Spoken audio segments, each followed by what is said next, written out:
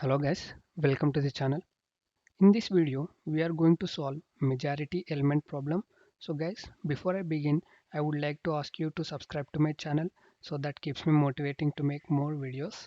So let's get started with the problem statement.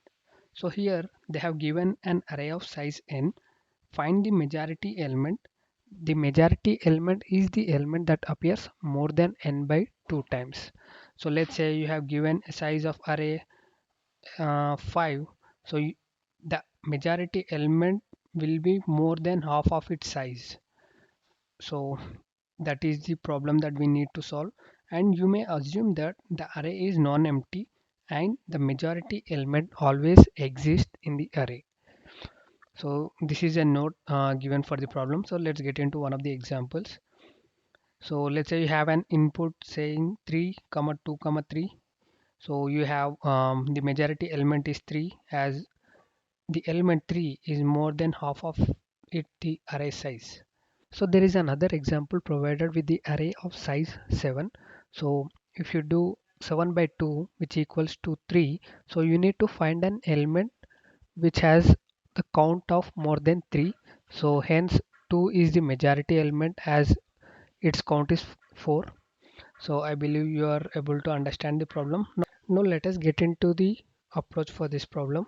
Here we are going to use Boyer-Moore's voting algorithm. So let us try to understand the intuition behind this algorithm, and then we'll get into the implementation part. So the basic idea of the algorithm is, if each occurrence of an element E can be cancelled with all the other elements that are different from E, then E will exist till the end and only if it is a major element.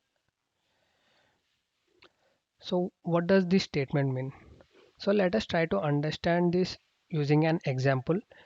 Let's say you have given a black box which contains fruits, and you want to know what what are those fruits which have what are the major fruits in the black box. So for the first time, the initial element will be your candidate, and then you are going to increment the count variable as 1.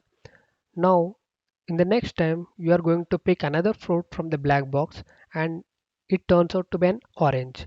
So apple and orange are two different fruits. So when you find two different elements, you are going to decrement the count variable. So here the count which has been incremented earlier when we found apple will be decremented when you found an fruit orange, which is different from apple. Now the element count variable contains 0. So whenever you find count 0, then you are going to update the candidate element, and again you are going to pick another fruit, and this time you got apple. Again you increment the count variable with 1, and you again pick another fruit from the black box, and you identified it as grape. And again apple and grape are two different fruits, you are going to cancel out them and your count becomes 0 again. Again finally you are going to pick the last fruit, and if it turns out to be an apple, so once you have picked all the fruits, now the fruit which contains in the basket, that will be your majority element, that will be your candidate. So if the current and adjacent elements are identical, we are going to increment the count, else we are going to decrement it.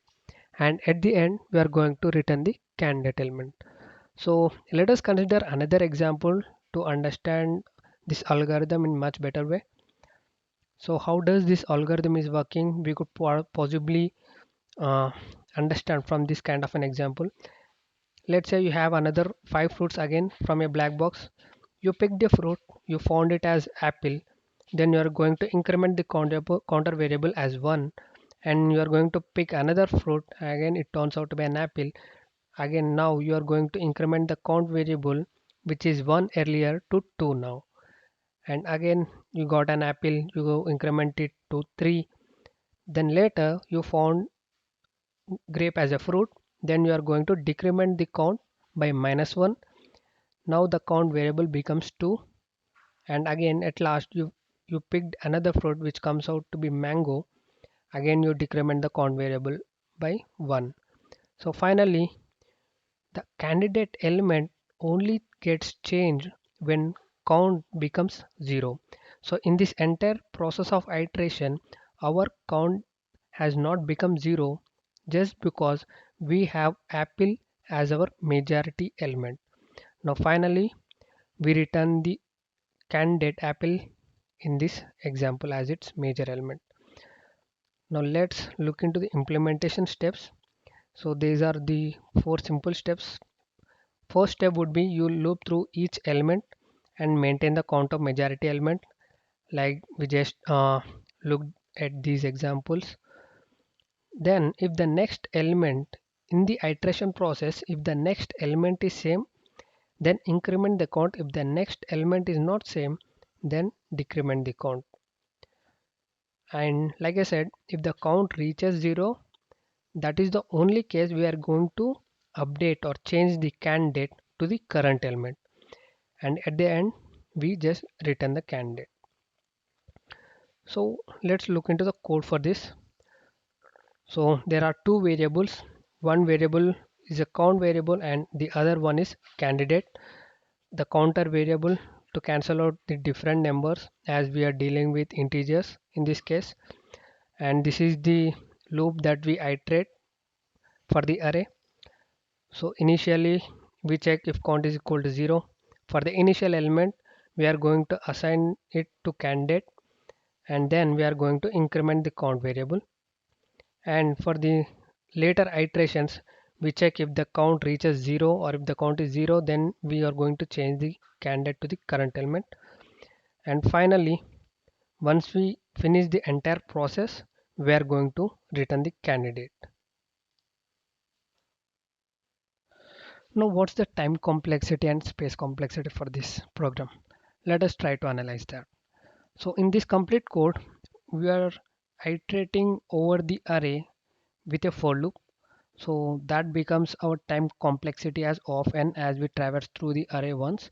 And then the space complexity would be of n just because we are using two variables which takes constant space and there is no additional space taken for this entire program. So the space complexity would be of 1. So let us submit this solution and see if it gets accepted. So as you see guys, the submission result, it has been accepted. I hope you are able to understand the problem. If you have any kind of questions, feel free to leave your comments in this video for this video. So I'll be replying to those questions.